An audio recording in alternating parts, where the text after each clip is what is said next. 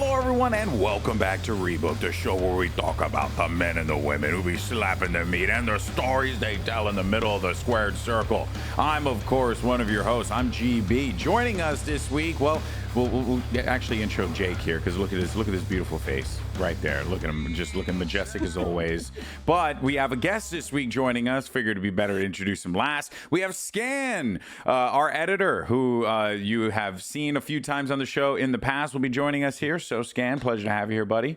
Thank you. Matt is going to be off to the Motor City for this week, so we'll hopefully be able to see him next week and yeah, all that good stuff. But Scan, pleasure to have you here, bud. How you doing? Doing well, man. It's interesting last week insofar as a lot of decisions that happen in the wrestling world for sure.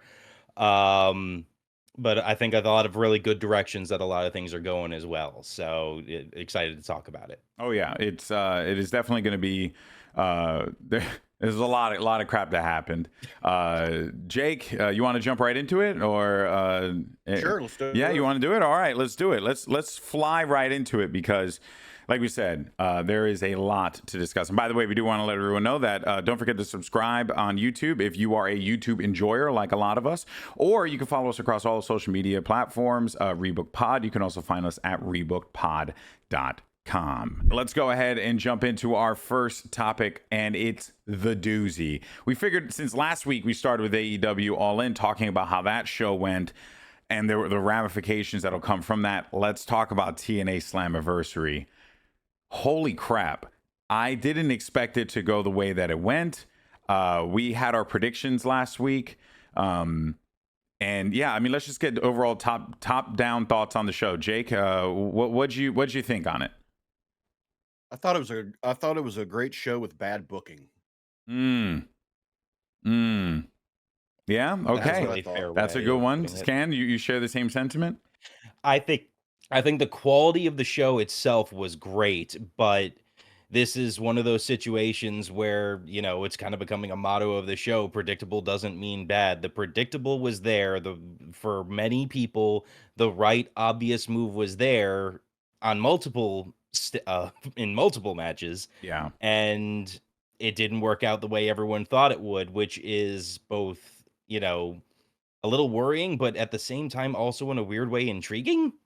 I would say, at least trying to find a little bit of a silver lining around the booking, Yeah, but and that's kind of been my takeaway from it, where it's like I get it, and I'm with everyone on the frustrations. It does make a lot of sense, but the events that did happen, like the matches that did occur, and what we did get, like you said, Jake, were genuinely stupendous. I mean, you know, I think one match we start with.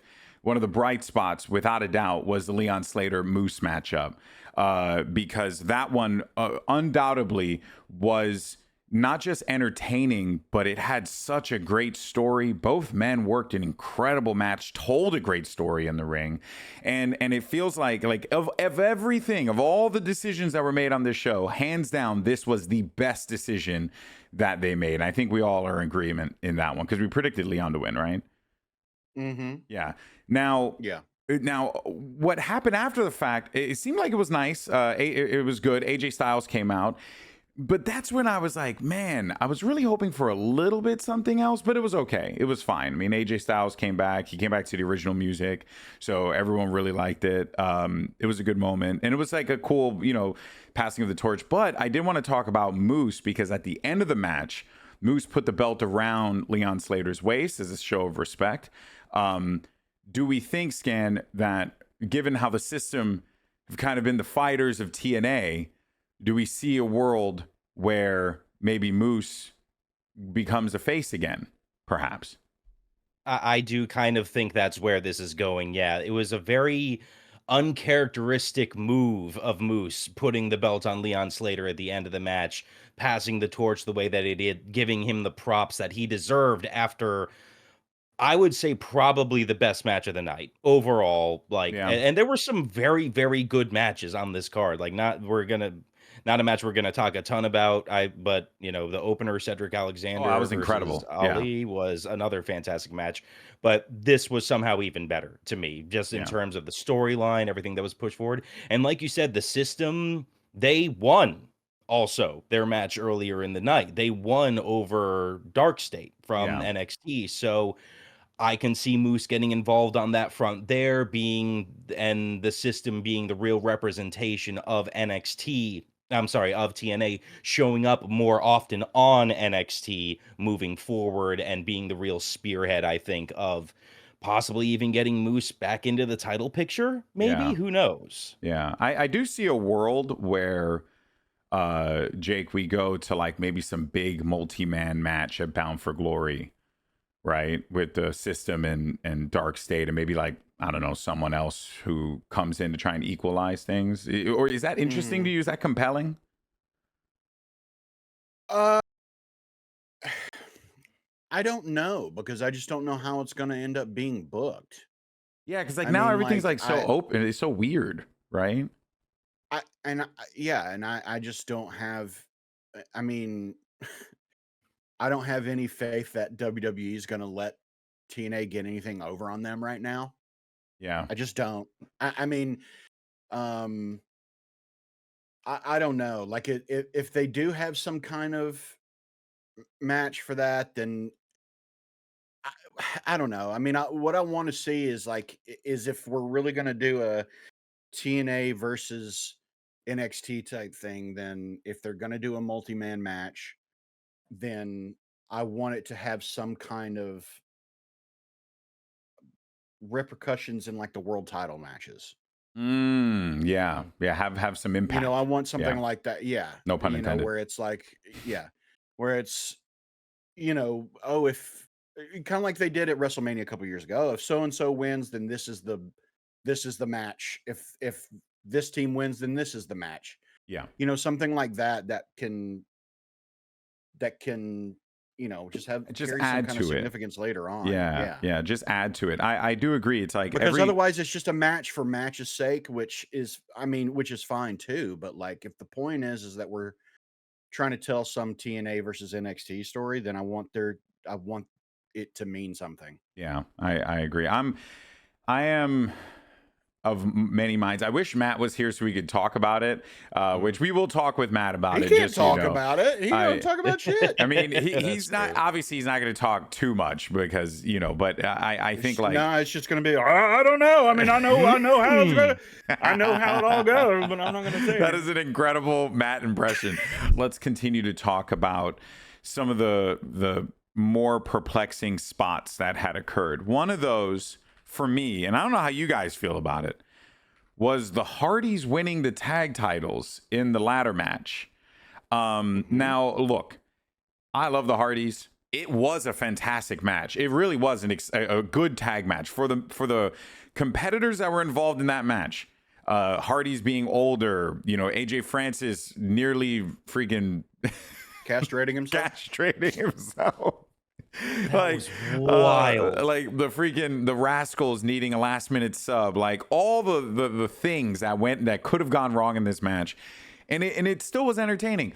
But Hardy's winning, the ladder coming down from the top of the thing, and then being like, "Look at the Hardys, just always innovating." And I'm just like, I love that. I love when they were saying it. It was just so odd. And then it gets even more confusing because then Bully Ray comes out and basically says, alone, by the way, and says, "Hey, Team 3D is going to challenge you guys for the title, and let's do it one more time at Bound for Glory." And I'm like, what? Why? And that's what I'm left. I'm like, I don't really understand it. And I get it, like, from the, historical perspective. But man, talk about just completely sidelining your tag division because of this. Or am I misreading it? No, I don't think you are misreading it. It was awkward It was honestly an awkward ending to With that no match. Devon. Like Devon Yeah. didn't even come out. So They were chanting at him, "Where is Devon?" Like the crowd was chanting that at when he was in the ring. And like it's a perplexing move. Like I get it, but it's like almost right there in that same vein of that Goldberg retirement match that just happened, of this kind of like shoehorned in, But at least okay, in now that we match, suddenly need to build for this. Gunther benefited from it. Gunther beat True. Goldberg, right? Like that worked Yeah, out. exactly. I mean, Hardys are gonna beat Team 3D. I mean, like Jake, do we What a realistically notch on their belt. Yeah, I mean, like, do we realistically think Team 3D is going to be the TNA Tag Champions? Like, I don't we see realistically think Trick Williams was going to win the main event this weekend? We'll talk about that in a second, but fair point. Jake, what do you think? I just like, what happened to riding out in the sunset? Like, Yeah. why does everybody feel they have to die on their shield in the ring? Yeah. Just go. Also, this It's doesn't need to be fine. for a title. It's fine. It never needed to be for a title, which is what it feels like the whole point of them fucking winning was. Why do the titles need to be on the line for you to have the Hardys against Team 3D? Yeah. They don't. They don't need to be on the line. Like, it does nothing to raise the stakes to me. Yeah. At all. I am so uninterested in this match. I will say though, if there's one thing that I kind of sort of hope coming out of this, or in the build up to this, is that we kind of get a little bit of a blow up of the TNA tag division. Maybe get new teams forming with new wrestlers or going in different directions, because it feels like they've used up all of their resources at this point with the tag teams that they have available to them. What other face tag teams are there that could really, like challenge for that spot? It's really just the Hardys, like the Rascals, yes, but they've been tag champs so many times. So it's like, they need to kind of like rejuvenate this division. Maybe this is what they use to do it. Maybe. I don't think it is. Oh, maybe they bring in a WWE tag team to win those too. I mean, honestly, at this point, yeah, probably. That's probably going to be the rate that it goes at. So that's going to happen. Bound for Glory. I just like, I mean, I don't know why, like, this is a great match 20 years ago. Yeah. But like I mean, look, they're not the same. Like, you can't tell me that they're going to deliver anything on the same level. Not even athletically. I like that aside. It's just, yeah. And I know man. Bully Ray still wrestles, everything now with but like Bully Ray, his entire thing is like, sing along with Bully Ray. Hey, let's do the tables thing. And like, that's it. That's it. Like, just like I there's nothing wrong with an athlete, a wrestler, just riding off in the sunset, man. Like, I understand it's still in your blood, and I understand like it's something that you still, but like, I just think that you didn't need to do it for the tag titles, and you could have just and also Bound for Glory is like a ways out. I mean, we're talking. He said Bound for Glory, right? Yeah, that's October. So we're talking 2 months of the Hardys being tag champs and them just waiting for a match with Team 3D for 2 months. And they'll probably have a few good defenses in there on Impact. It's probably going to be a good one on Victory Road. But 2 months, that's crazy. We had our first perplexing decision that happened on the show, which was our women's championship match, or a knockouts championship match between Masha Slamovich and Jacy Jayne. Oh, excuse me. This one was, look, it was a great match. I also do want to say, I find it quite funny that they kind of just took the fatal influence gimmick that Mandy Rose had and then just copy pasted it onto Jacy Jayne and Fatal Attraction, I think is their name, right? Yep. Is that, yeah. So like, Yep. and I confuse the two all the time because and I don't want to be disparaging, but it is a copy and paste type of, gimmick, which is pretty standard. So it's not like it's that crazy. Jacy Jayne is really good though. This was like the first time I actually did sit down and like watch a Jacy Jayne match. Was impressed. You could definitely tell a product of the WWE NXT system. So very, very good wrestler, very, clean. At the same time, though, I thought that it was a transitional title reign to Masha.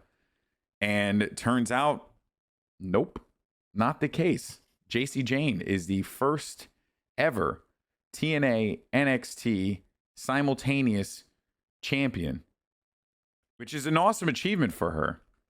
But man, Jake, what the fuck? I don't know. So I don't know. I see what they're doing. Like, granted, do you? Yeah. I mean, look, you're gonna go. Then please fucking enlighten the rest of us, because here's how this goes. Okay, and I understand it to an extent, but it's just the optics don't look that great. This is obviously going to a TNA kind of like, sweep at Bound for Glory, right? Because here's the deal, and you cannot ignore this. This was TNA's biggest show ever, right? Trick Williams as champion drew the biggest show ever for TNA. So that is a big deal, right? As champion.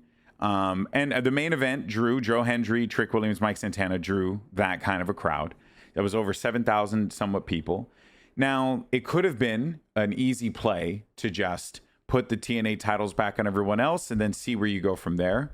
But there is an opportunity here for TNA to build off of this with an even bigger show at Bound for Glory, because now it's like everyone is feeling the anticipation even more. That being said, if they don't pull the trigger then and it's still the same thing, or they don't, now they're in shark infested waters at this point. Now they're, or rather not shark infested. Now they're on the deep end, I should say. They're more on the deep end here, because now you got to stick the landing. Sharks live. Yeah, I guess so. You got to stick the landing in this instance, Scan, and that's where I'm a little worried, because I don't know if they're necessarily going to, given how they even did this one, right? Where it kind of just like faded away.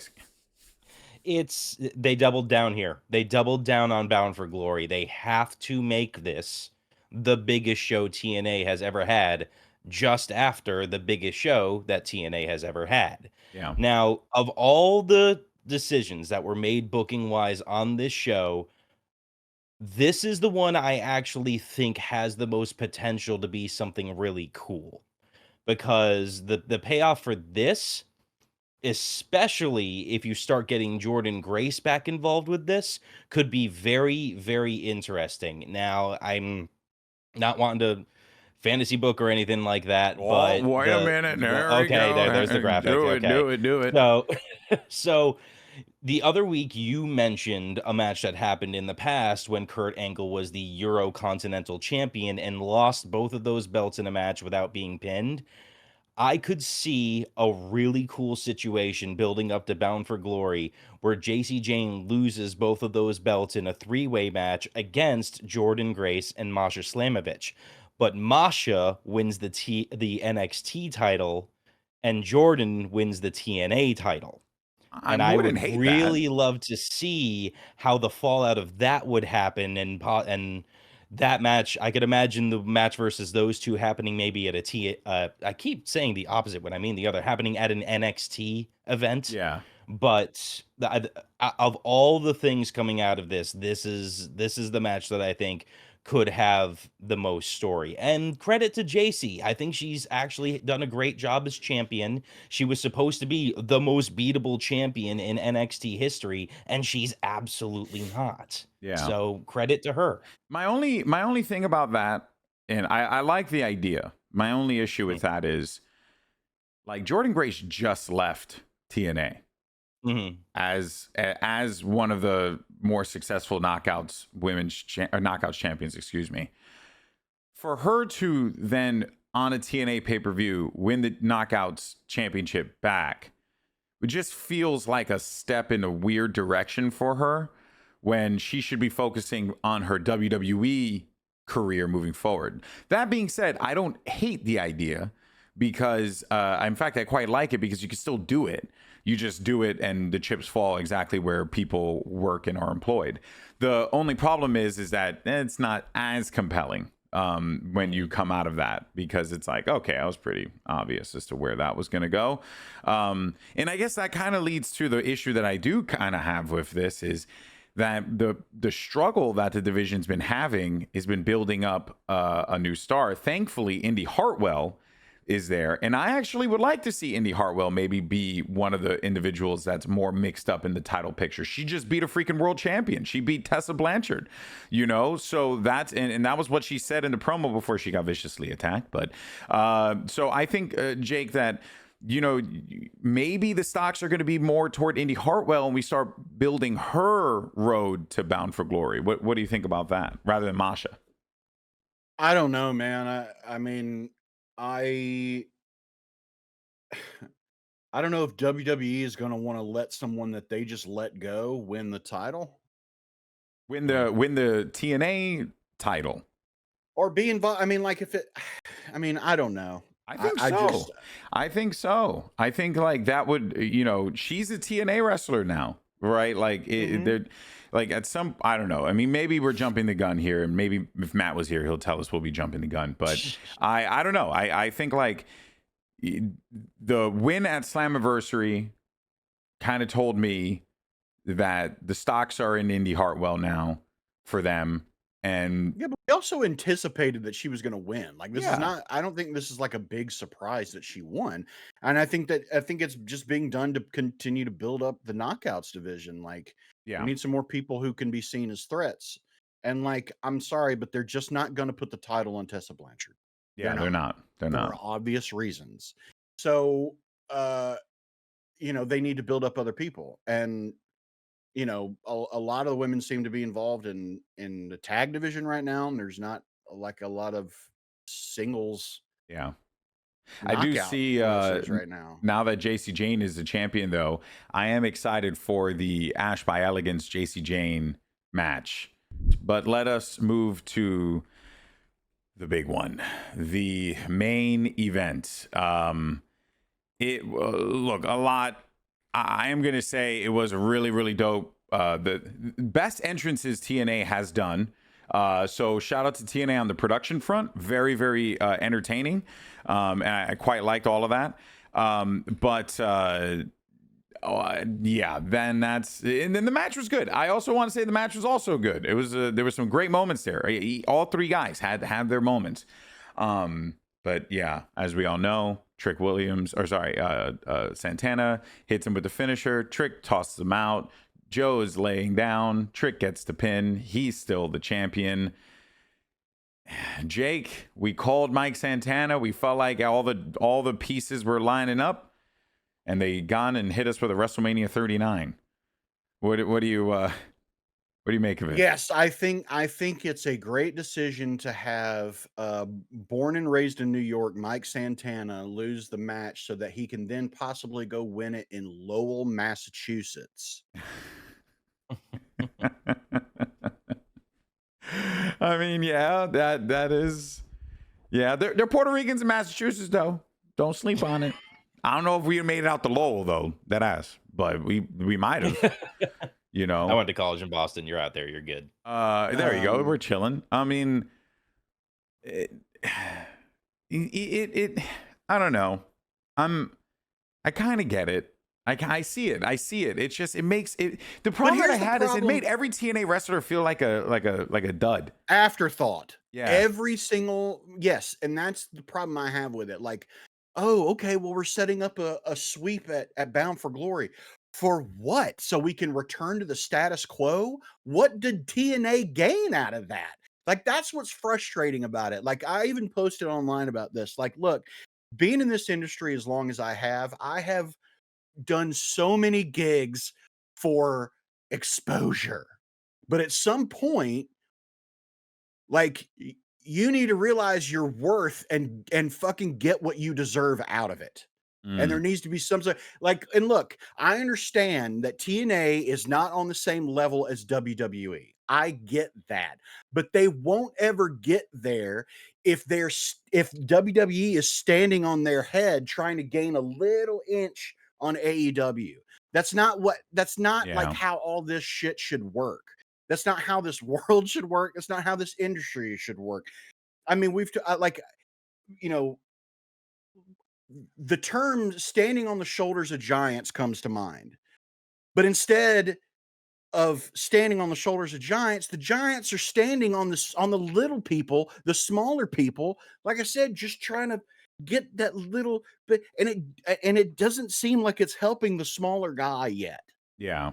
Yeah. Like, I just want, and I'm not saying that TNA has to go in there and be like, and like sweep every NXT, like, but like, give them something. That's what's so annoying and frustrating about this is like, it is now feeling predictable in an unfun way. Yeah, because they've had so many clashes at this point, and like what's weird is that this was not as predictable. I will say, none of us predicted this. I don't think anyone really thought that this was a possibility. But moving forward, like, it's approaching Death Rider shit to me, of just like, if this isn't really going to go anywhere that's going to benefit TNA or seem like it does, then I'd rather it be done. Yeah, there was also there was a Reddit post. Someone's like, Trick Williams, the TNA world champion, is gonna have a segment with Undertaker on WWE TV, and I'm like, it would have been better if it was a TNA wrestler having a segment with the Undertaker on WWE TV. But instead it's just Trick, which is like, I mean, Trick is great. I do want to also say though that I really do like Trick Williams. Like, he is phenomenal. Like, I'm a big none fan of this is on him. Yeah, none of this is on any of the people that it's purely from like the booking and the narrative that they're trying to tell, and it just feels not just predictable, but it's a little exhausting. And I think that's where the frustration is coming from. And on a night when like AJ Styles comes back to Slammiversary and all that, right?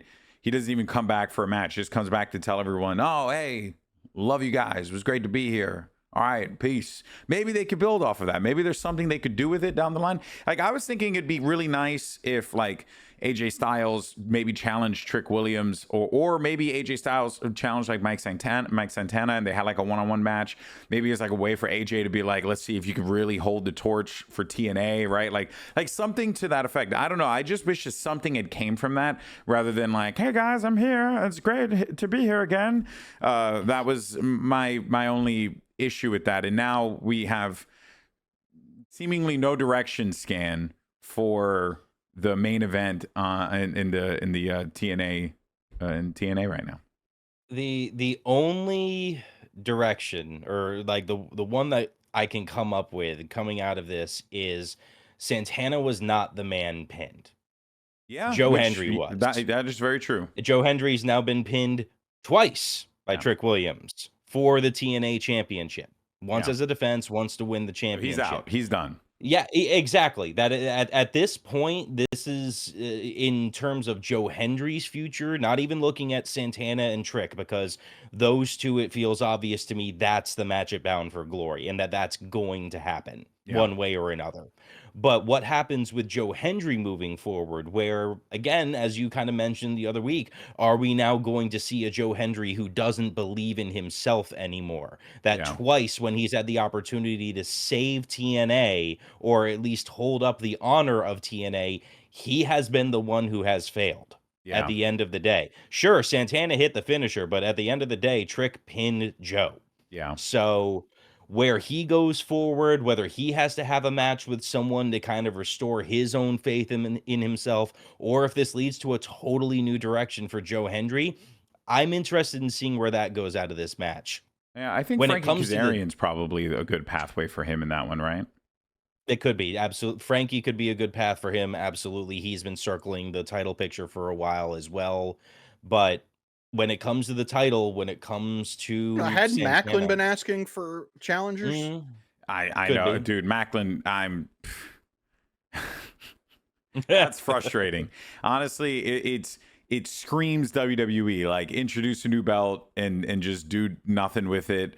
Hopefully they can get Macklin, something on the road for Bound for Glory. But yeah, that's another one that's kind of bumming me out. But yeah, I mean, anything else we want to add on this? I mean, we're just waiting and seeing at this point, Yeah, it's all right? we can do. I mean, Mike Santana and Trick. That seems to be the direction, right? Unless out of nowhere Hulk Hogan shows up and decides he wants to be the one to save TNA. In which case, time to pack it up, folks. We're done there. All right. So look, maybe we're a little down on TNA right now, but hey, if there's one thing fault of their own. through no fault. I do want to emphasize that, because the matches that WWE didn't seem to have a hand in were fun. Yeah, it's actually And very they were true. good matches. It's actually very true. But let's go ahead and shift our focus over toward WWE, because SummerSlam is starting to take shape, and we are seeing a lot of the matches. Now I'm gonna see if I can actually go to the site and pull up the card. But yeah, I mean, overall, it's looking like it's going to be a pretty stacked show. We have, as far as confirmed matches goes, we have a tag championship match, women's intercontinental, United States championship in a steel cage. We'll talk more about that in a second, as well as the women's world. All the women's matches set up, and even the heavyweight championship matches are all set as well. And we'll dive into this, but I guess the question on my mind is, which match kind of speaks to you outside of the US one, because we're going to talk about that in a little bit. Which one speaks to you guys currently? Scan, we'll start with you. This one was just confirmed last match, because now he is medically cleared. Dominic Mysterio versus AJ Styles for the Intercontinental title. That is right. I forgot that got locked in. That to me has been such a fun build. They're both having such a great time with it. AJ was a riot on Raw this week, being the valet, being the medical guy, just doing everything he can to harass Dom, has been like one of the highlights of Monday Night Raw for me for the last few weeks. Yeah. It's going to be, would you say this is the biggest match of Dominic Mysterio's career? It's got to be. It's got to be. It's Dominic Mysterio versus AJ Styles, which is going to be one of the headlining matches at SummerSlam, which I like. Hats off to Dom. I think he's had a great reign so far. But him versus AJ, this is going to be the most fun build going into SummerSlam. Yeah, and what I'm paying the most attention to. And I definitely don't see a world where Dom like this is a great opportunity for Dom to really show people why he won the belt to begin with, why he's been in this position. Jake has been doing some great work. He really does deserve this, and I think him and AJ Styles are going to have to Scan's point, a banger of a match. What do you think about this one? I think they already have great chemistry. Yeah. We see it in the backstage segments, and it's just, it's one of those situations where you can tell that all the parties involved are having fun and enjoying doing it. And I think that goes a long way to ultimately being a good match. So yeah. I think that it's gonna, I mean, AJ Styles is like shockingly funny. Mm-hmm. Like he's got great timing. And when they really let him go and just kind of do this kind of stuff, he's so funny. But like you said, the valet stuff and whatever, but don't listen to him, God. Yeah, that was where he's when he's on his knees praying last week was really great too. Yeah. Yeah, I think of course it's going to be a great match. I mean, Dom has grown so much as a competitor and an in-ring performer, and AJ Styles is a Hall of Famer. Like they're still AJ Styles. Yeah, he's still AJ Styles. Still one of the GOATs, if not the, to many people. Yeah. So of course I think it's going to be a great match. What match are you looking forward to then? Outside of that one, anything else you got your eyes on? Oh, for sure, it's Jelly Roll and Orton versus. I'm gonna pull this graphic up here. Oh God. Yeah. Got a good choke slam. Can you really be called Jelly Roll if you've lost that much weight? Yeah, I Can mean, you still be called Jelly Roll? he looks good though. Good for him. No, yeah, he looks good. Yeah. Yeah. Low sugar jelly roll. Well, I guess low sugar jelly roll. Sugar-free jelly roll. I don't know really much about Jelly Roll. I don't listen to any of his music, so this doesn't really speak to me at all. And I absolutely do not like Logan Paul as a person. So for me, I'm kind of cool on this, but just, this is just one of those very WWE type of things where they get all these celebrities and they do it well. Like, I think Jelly Roll is probably going to be a pleasant surprise. I think he's going to put in some work and people are going to enjoy it. I don't think it's going to be no Bad Bunny. You know what I mean? Because Bad Bunny was. This is the bathroom match for me. Yeah. This is the bathroom match. This is go to the bathroom, grab another piece of pizza. Any actual match has your interest? Yeah. Honestly, I'm looking forward to Becky Lynch and Lyra Valkyria. I was hoping you were going to say that. I just they have yet to put on a match that wasn't great. I really liked the triple threat. I don't know how I feel about the stipulations. The new stipulation that if Lyra Valkyria loses, she cannot challenge for the Intercontinental title ever again. Well, also in it being no DQ, no count out. Yeah. I don't know, especially with that really seems like a stupid decision on Lyra's part because you still have the lingering issue of Bayley. Yeah.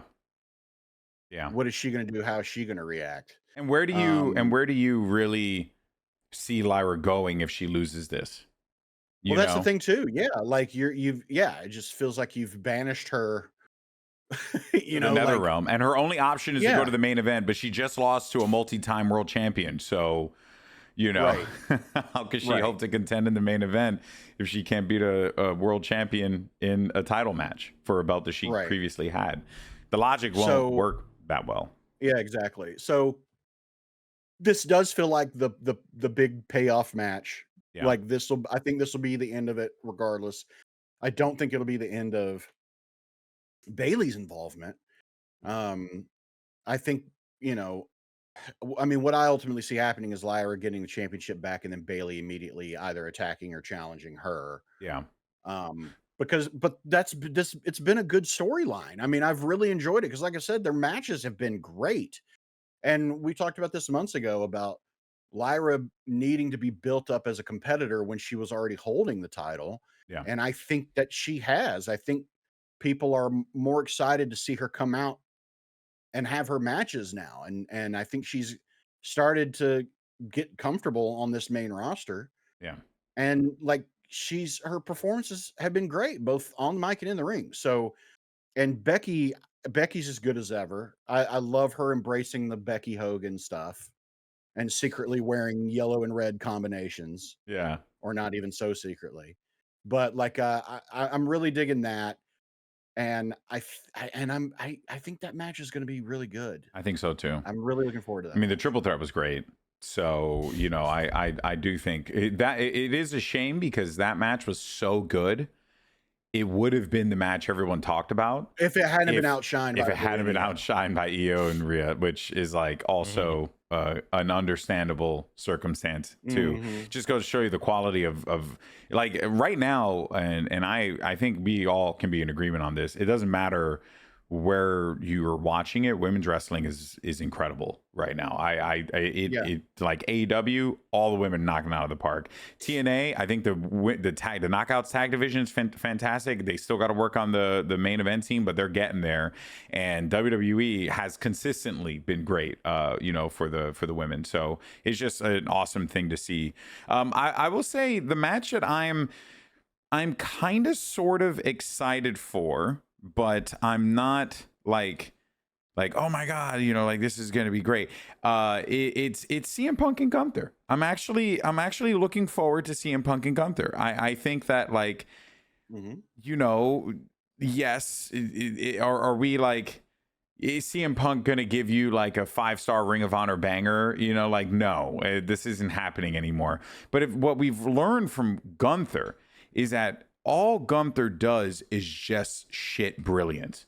Like, the man can go into the ring and flat out just put on a banger. It's a lot like Sheamus. It's a lot like Drew McIntyre. You know, it's a lot of these, you know, dudes from across the pond and around the world just are incredibly consistent. But I also think, though, that like CM Punk, he's in his, one of the things that he's leaned on to very well, I think, in his later years in his career, is he's leaned a lot on like big moments and story and like in the ring, and like really he sells really well and all this stuff. So I think if anything, what we're gonna get is like Gunther just beating the crap out of CM Punk like, you know, scrappy, finding a way to get out of it. But I don't know if Punk wins, honestly.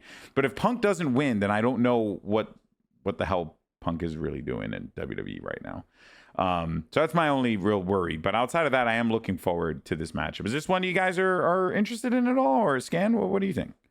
Yeah, I mean, it's Gunther versus CM Punk. Of course, I'm interested in it at the very least. But like, it's interesting with the promo that they had last night, where you know Gunther is. I didn't get a chance to see it. You know, Gunther very straightforward. You keep calling yourself the best in the world. The best in the world is the man who has this belt. I have this belt right now. And the one line that he had near the end of his promo that I did really like was, I'm going to make you wish you never stepped foot in a wrestling ring. Not like never stepped foot in a wrestling ring again. Not that he like came back from retirement and anything like that. Flat out, you're going to wish you were never a wrestler. And that was a kind of surprising line to me. I would like to Punk needs to fire back. I would like to see Gunther brutalize the shit out of CM Punk. I think that would be, Jake, appealing. I don't know. Am I crazy? Yeah, no. I mean, I think Gunther needs to get a little of his mystique back, because if you notice, everybody, you know, loves chanting the "You tapped out," and that's still following him around. So I think that he could stand to use some of that mystique back. Oh, and by the way, while I'm on the topic of chants, if you participate in or start a what chant, dude, fuck you. Dude, it's just so freaking cringe at this point. It's like, it's funny when it's Stone Cold, okay? It's fun when it's Stone Cold. He plays into it very well. But good God, like, what are we doing it for? You know, like, we're just doing it just to do it? Like that's what it feels like, you know? Like the what chants aren't even like back in the day, it was more like, you know, you said something or you stumbled and it was like, what? And then like, you know, that's kind of how it would originate. Now people are just doing it just to do it. And I get people suck now. Just to be assholes. Yeah, I get like we're in a timeline where most people suck, but like, can we just not suck? I don't know. That's just, I agree with that, Jake. That's a very good read. I did want anyway, but yes, I'm very much looking forward to the match. I like Scan said, it's Gunther and Punk. It's going to be great. How could you not? But yeah, I'd love to see Gunther squash CM Punk. Not quite Suplex City, but you know, something akin to that. Chops. I'll take some chops. You know, chop them down like a tree a couple times. You know, slap chop first. And they've done a good job building that narrative as well. When he fought Ilya, when I forgot, he fought another smaller guy and he was like, you know, having to dodge the chops. That was like a big part of the story. It was pretty good. I did want to take some time before we move on to talk about this Solo Sikoa Jacob Fatu US title match. So it is a steel cage match. It has been confirmed on SmackDown.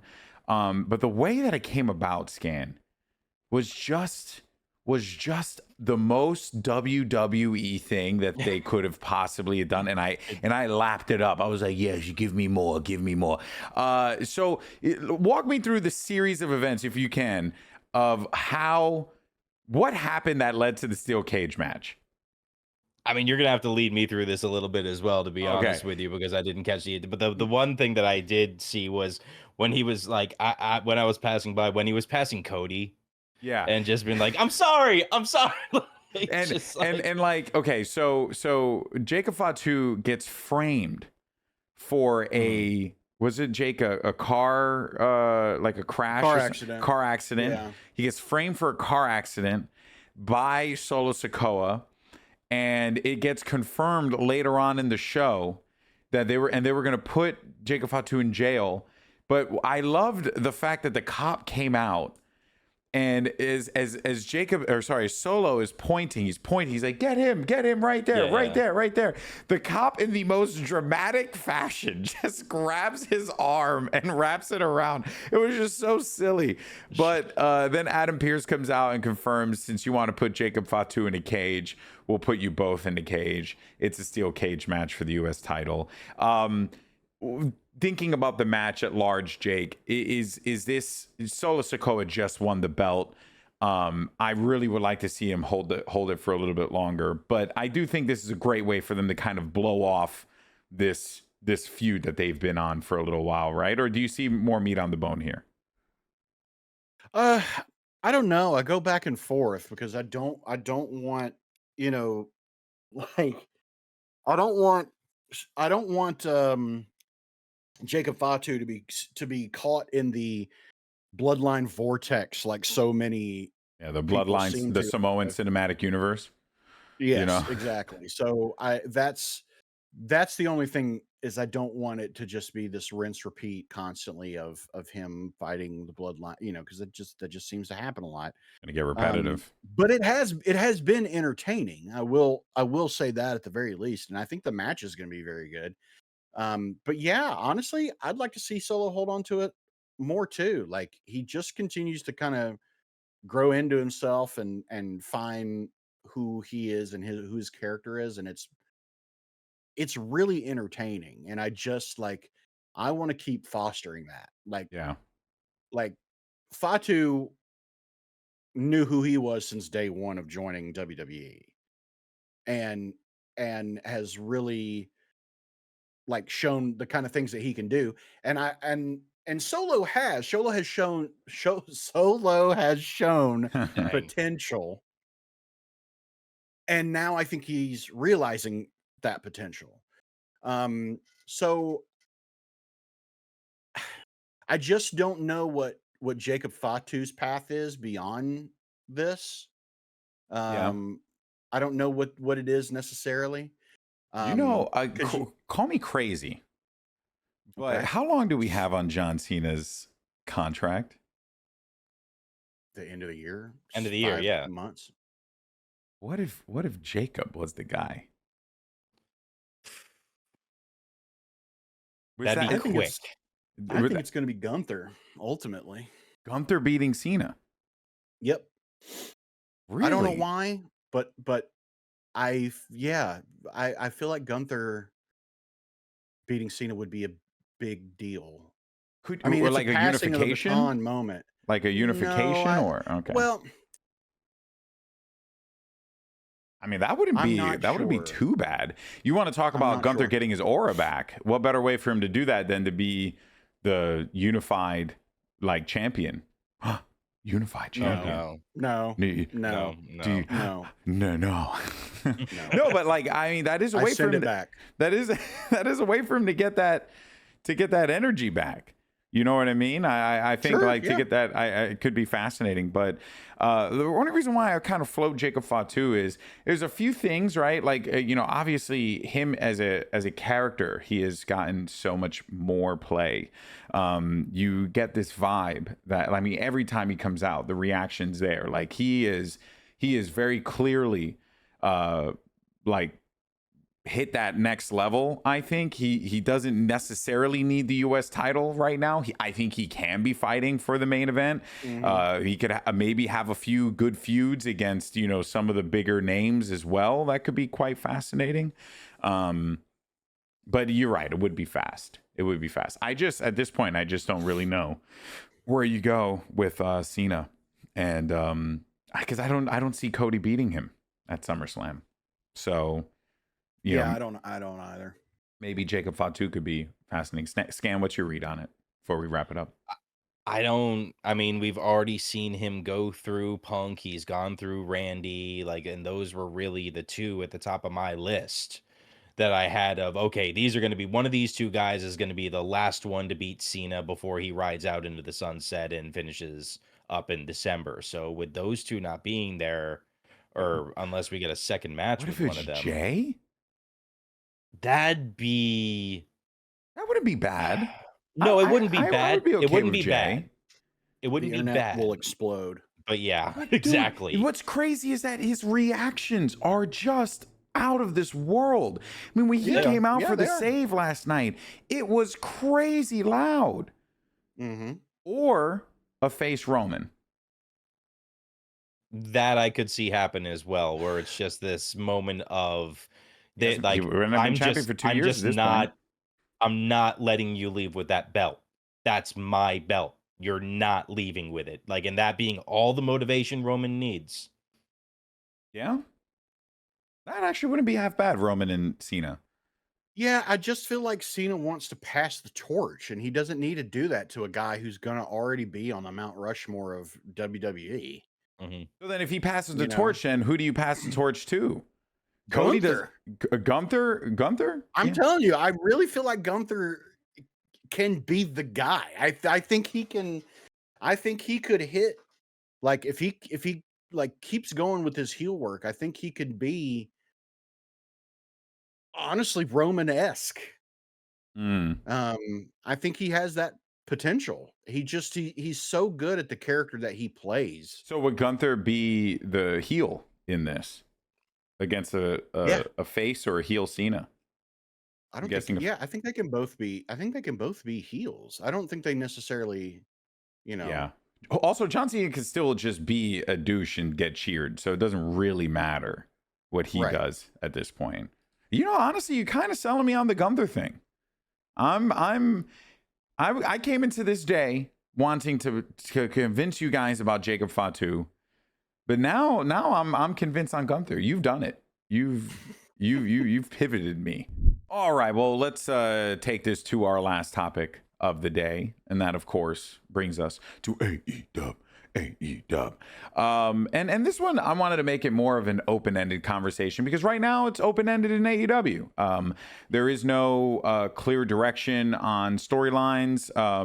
We got a few little tidbits here and there, nothing all that crazy. Like, for example, we know that Athena and Toni Storm are going to be crossing paths fairly often.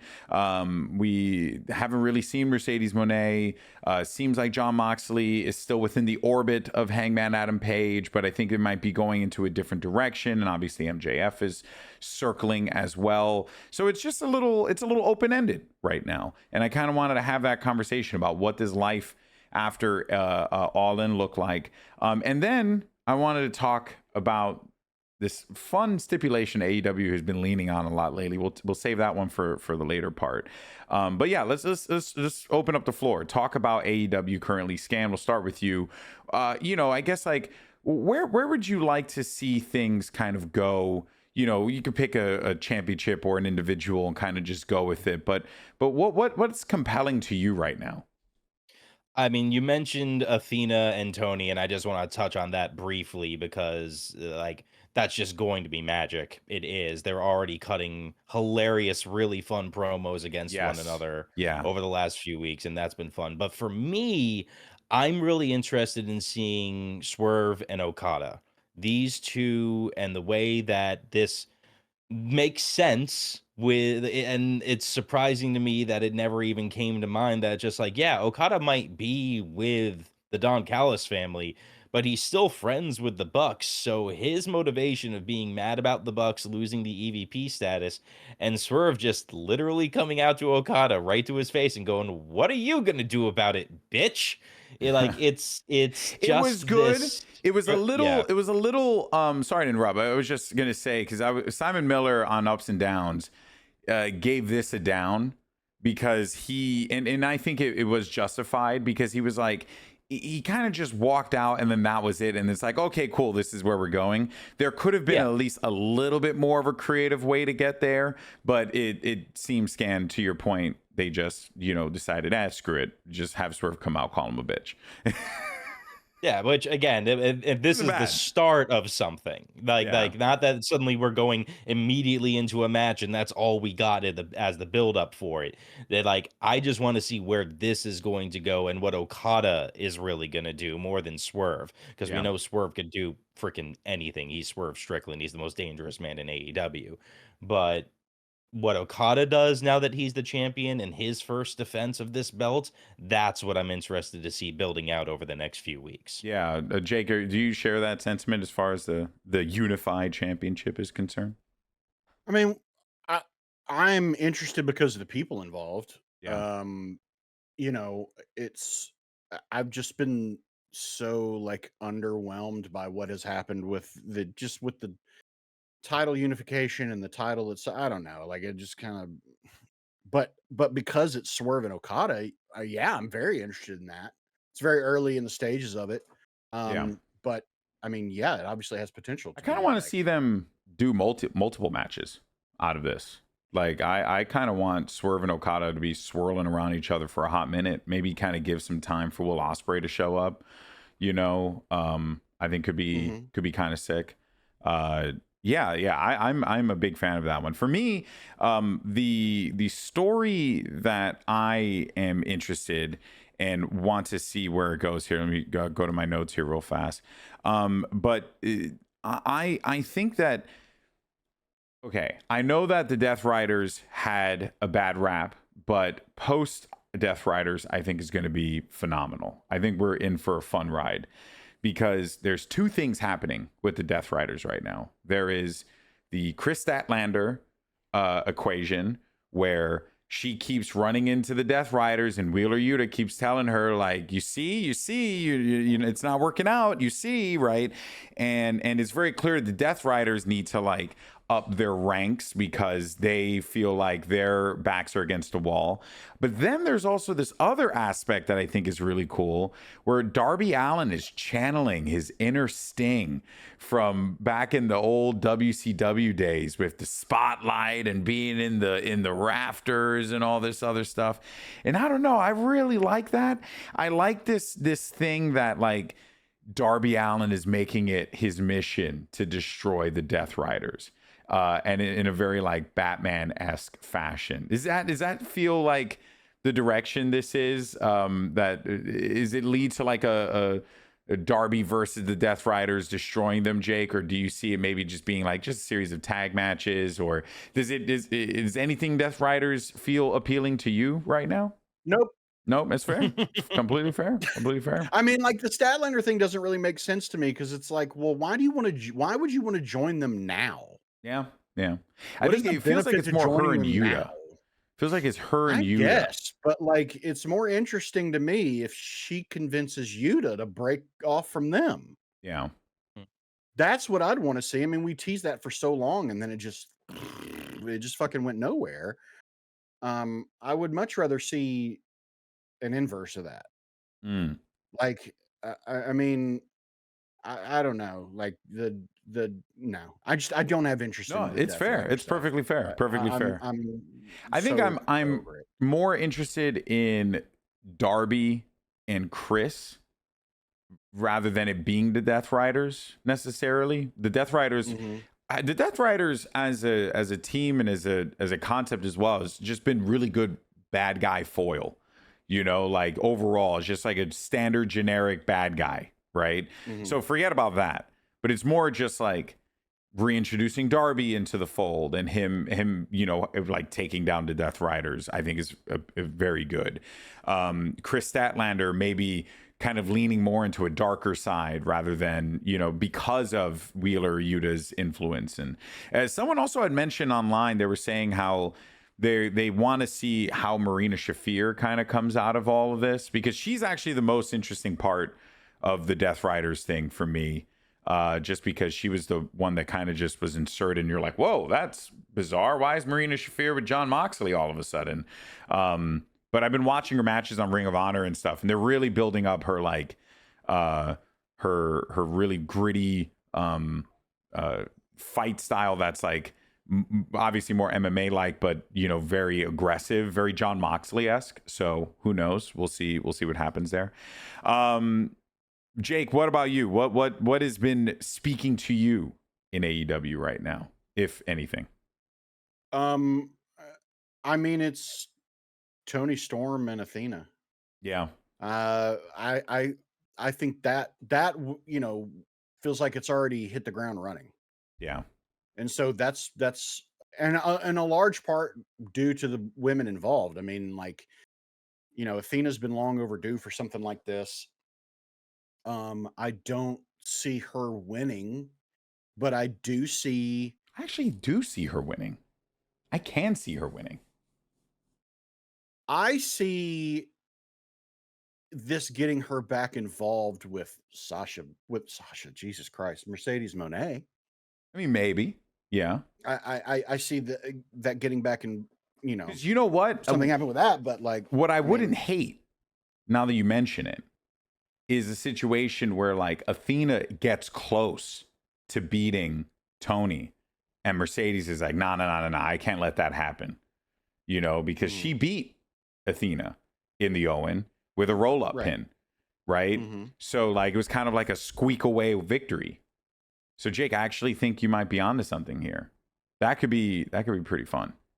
Yeah, I feel like that. I feel like that's something that can happen. I mean, anything with those three women involved is going to be a lot of fun. But like the promo that both Athena and Toni cut on each other the other night was a lot of fun. I really like the use of the balcony. I thought that was clever. Yeah. Yeah. So I like that a lot, and and Athena's showing already that she can keep up with Toni on the mic, and I think we know that she can in the ring too. So I think that's why it's going to be really interesting and really compelling, and has more of an air of uncertainty to it. So I think that I think is the one that I'm most interested in right now. Yeah. I think Athena can go on a massive run in AEW. And as she should. I'm curious how the Ring of Honor title fits into it, though. Just because you gotta drop that one eventually, right? Yeah. Or she retires with it, or not retires, but she relinquishes it. There's no way she relinquishes it. That's just not with the record run that she's on with it right now. There's no way. And not with her character or personality either, Yeah. I mean, calling literally minions. But it's gotta be to a Ring of Honor wrestler. I feel like she has to lose the ROH title.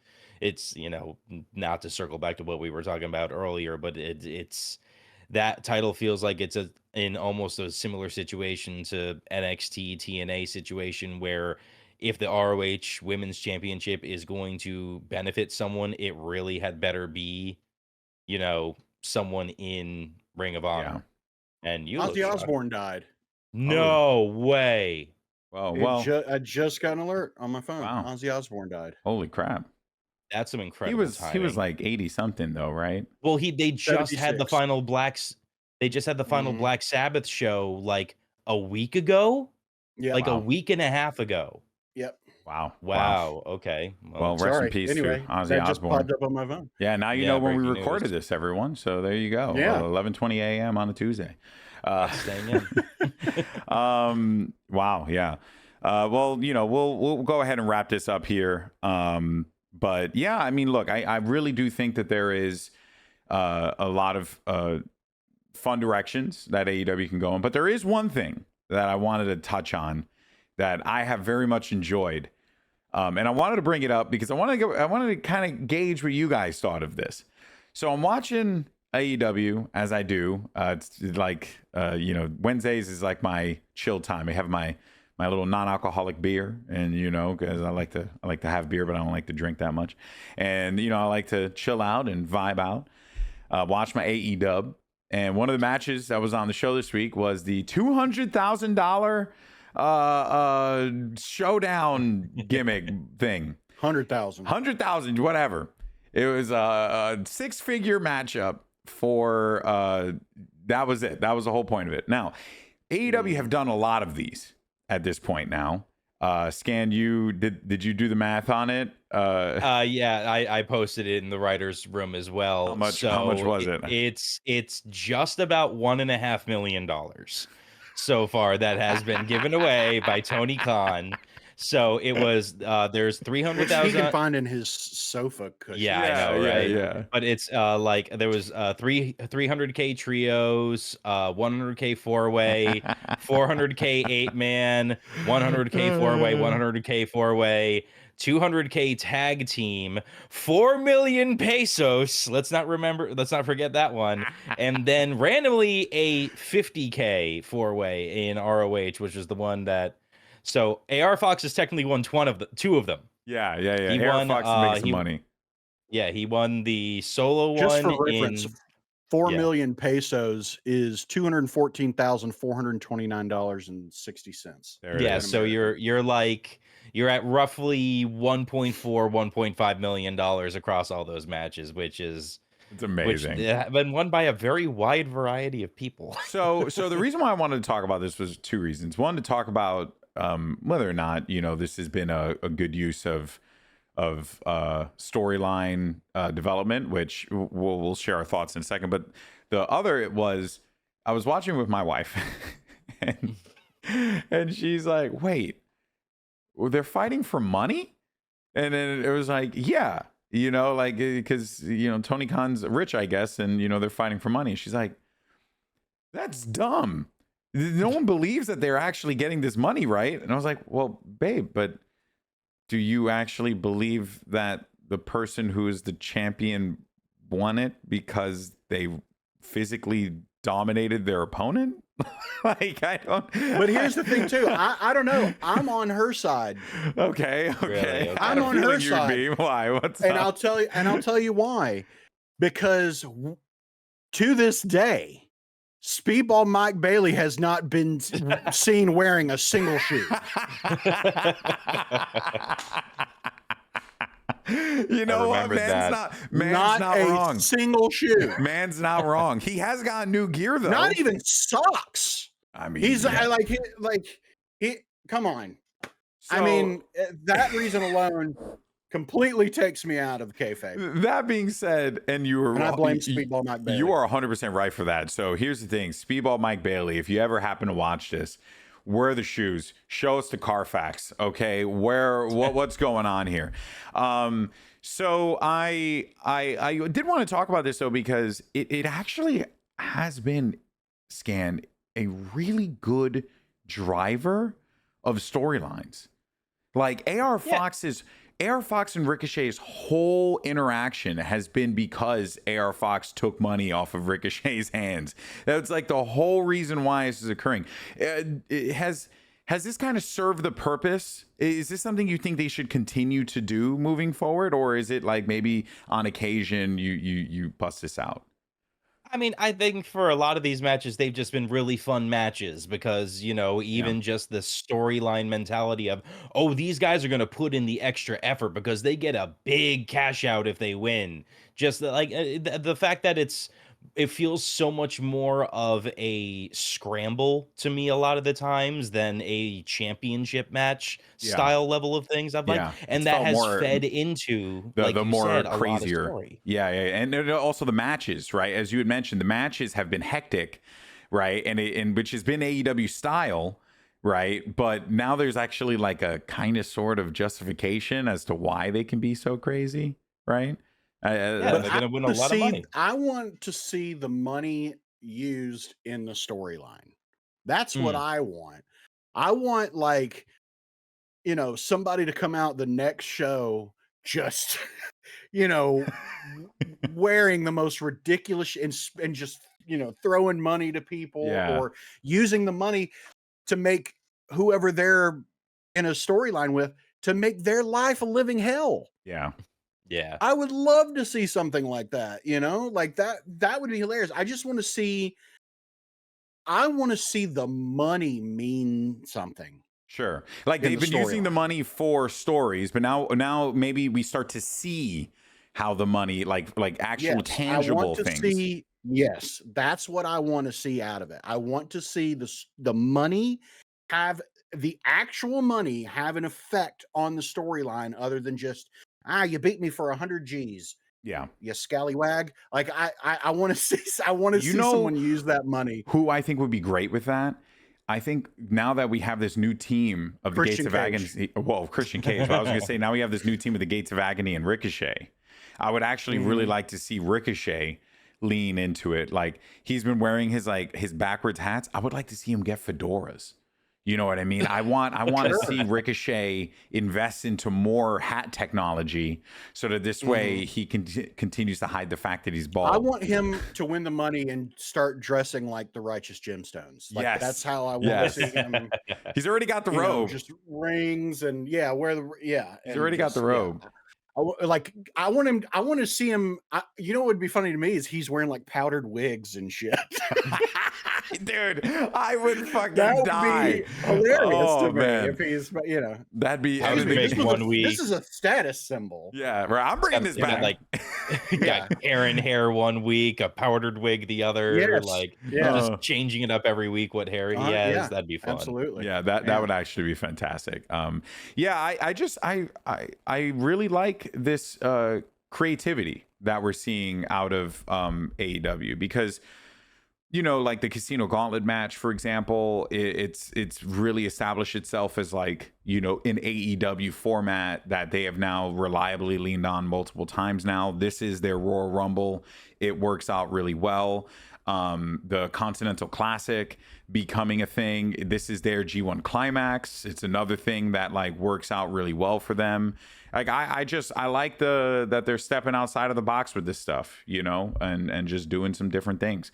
There's never you try it. If it doesn't work, it doesn't work. And that's why I've always loved TNA, because they were the company that always does bizarre shit all the time. King of the Mountain match, Ultimate X match. Like these are just bizarre matches and they work, they work. So, or you could just put Judy Bagwell on a pole, like one or the other, right? Or Dominic Mysterio, which they should bring that back one day. They did it once. I say you do it again. All right, and that, of course, brings us to the end of the show and the greatest segment of all time, the Rebooked 24/7 Champion of the Week, where we talk about the thing that brings us the most joy in the world of professional wrestling, or not. Doesn't matter. Just joy. That's all that matters. Anyone got? I can go first if anyone still has time to prepare. I've got one for you as well. You got one? Okay, I'll go first because mine is pretty quick. So I mentioned how I have been utilizing YouTube to just find all sorts of pro wrestling stuff. And here's a really fun thing. Did you guys know that CMLL actually does full on shows on their YouTube channel that they pump out on a regular basis, and it is fantastic.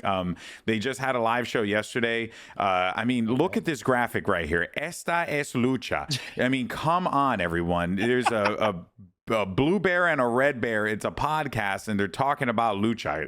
There's no reason why you shouldn't be watching it. But yeah, just great matches on there. They show their weekly shows all around Mexico. They just did the Arena de Puebla yesterday, which was super fun to watch. So yeah, just go watch more wrestling and specifically some lucha libre because it's awesome and it's for free on YouTube. All you got to do is fucking subscribe. Okay, don't stop wasting time. Anyway, who wants to go next? Scan? Yeah, I'll go real quick. All right. But again, posting a quick picture in here in the chat for y'all. We talked about the entrances at Slammiversary, how great they were. There it is. Okay. Trick Williams gear coming out to Slammiversary was a direct reference to Booker T's time in TNA. I didn't realize that. And I really, really loved that touch to his entrance gear that he was wearing there. It was a really great nod to someone who has been utterly pivotal in his career, a nod in a way TNA. He couldn't really do anywhere else. Exactly. That this was the time and place he could have possibly done this. It was a nice touch. I really liked that part of his entrance as well. So I'm going to give that one to Trick. I really liked this. I will say the TNA belt does look good on Trick. It looks very good on him. So, I mean, it's also a gorgeous belt. So, you know, I mean, it's kind of hard to make it look bad. But yeah, that's a sick one. I like that one. Let's bring it back up on the screen again. If you are watching this on YouTube, if you're listening on Spotify or Apple Podcasts, it's the same jacket that Booker T wore, and Trick wears it as well. Really, really cool stuff. Really cool stuff. Jake, what about you? What's yours? I've got a wrestling one and a non-wrestling one. My wrestling one, I think has got to go to Leon Slater. Yeah. He's the youngest ever X Division champion. Yeah. TNA pulled the trigger exactly when they needed to. And there's nobody more deserving. And the match was phenomenal. Yeah, it really No was. pun intended. It was really, really good. That whole big sequence kind of in the middle where it was like, okay, this is it. Leon's about to get the pin, and then Moose kicks out of it. Mm-hmm. I was like, come on, man, don't do this. Don't Yeah. do this to Leon. Don't do this to the rest of us. And then he won. It was so good. Yeah. It was an incredible match. I loved what Moose did after. And Matt and Tom, by the way, were incredible on commentary. Yes. I will never tell this to Matt's face, but like seriously, he is talented and a wonderful human being. he really is. But no, he will never. Why wouldn't you say that to his face? We will never say that to his face. He was yeah. making so many Destiny references really during was. the tag title match. It was so funny. He said by the love of Lodi. For the love of Lodi, and then he made. Honestly, yeah. that's a good line. For the love of Lodi, I think he should keep using that one. Anyway, Jake, keep going. Sorry about that, bud. No, it's okay. But that was really good, and on a show that had a lot of great matches. You know, we didn't even talk about it that much. Scan did mention it, but that opening match with Mustafa Ali and Cedric Alexander was also a banger. It was really good. I think Mustafa Ali legitimately needs a lumbar check after that match. Yeah. Because like his spine got to be all wonky right now. Yeah, a little twist in some areas. But Leon Slater is my my wrestling 24/7 champion of the week. My non-wrestling 24/7 champion of the week is Stephen Colbert. Yes. Yeah. What a legend. If you don't know why, just go read the news. Yeah, Stephen Colbert show being canceled for financial reasons. Does the company who just spent $1.5 billion for a TV show only for 5 years? Sure, it was a financial decision, not having to do anything with him being critical of the current administration and them wanting to try to get an $8 billion merger. Yeah. If you haven't watched The Daily Show last night, with Jon Stewart, I highly suggest you go watch it. It was amazing. But even on Colbert last night, like all of the current, I mean, save for Kimmel, all of the current late night hosts guest appeared on there. Yeah. And do you know how badly you have to have fucked up to get Jimmy Fallon to take a stand on anything? Yeah. Yeah. So, well, because I think he sees the writing on the wall as well, right? Like as they all should, as we all should, like that. And so that's it's just anyway. It's all very frustrating. It's very frustrating from the perspective of someone who is a comedian and you know wants to dude, and writers, right? Like, you know how many writers have gone through you know, the late night show structure to find success, like that, like including Colbert himself. And I know we don't obviously touch on politics and stuff here, so we don't really need to, but I cannot stress enough that this isn't normal. This isn't normal, and just take that for what it's worth. This isn't normal. So I think, because we are all students of the craft of entertainment and the arts, I would like to give it to the legend Stephen Colbert, who I have gladly watched for many years, even if I didn't agree with everything that he did. Like, I didn't like his Zoran Mamdani interview, but you know what? He still did it, and I still respect him for it, because that is what it means to be an American. In any case, though, folks, that is going to do it for us here today. Scan, thank you so much for joining us. Very much appreciated. Thank you for having me. Shout out to Matt. Of course, he was not with us this week, but he will hopefully be back next week. I do believe. I do declare. So we will be back, in action next week.